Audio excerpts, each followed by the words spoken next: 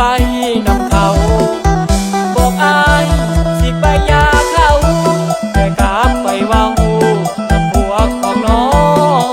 งแล้วที่ผ่านมาน้องกันดาตัวอายเงินบอก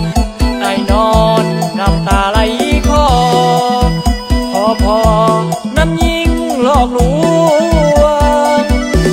มันเป็นจังได้คือมาหลายใจแท้น้อง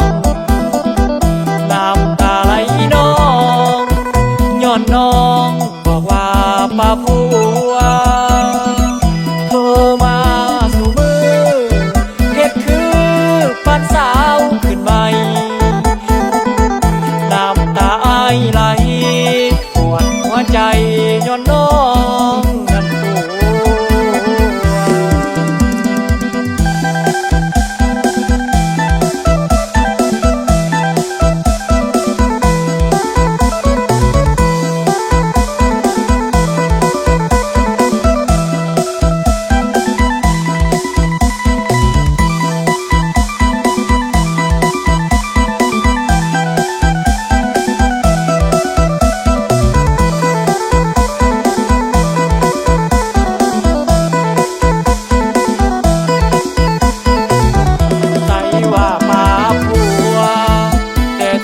ตัว